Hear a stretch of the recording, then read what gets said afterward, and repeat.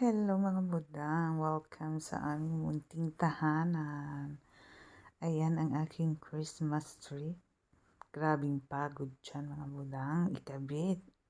Ang dami kasing lights, at saka kailangan siya pantay-pantay yung mga lights.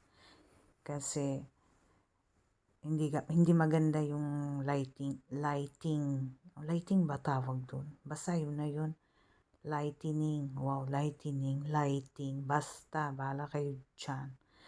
Yan na yung aking munting Christmas tree na pinagpaguran ko talaga. Ayan. So, ayan budang, ito yung aming munting sala. Dito ako lagi nag-LS mga budang. So, since walang ganap, yan lang muna ang ating may upload ngayong araw na iti. Ito lang muna ang ating for the vlog.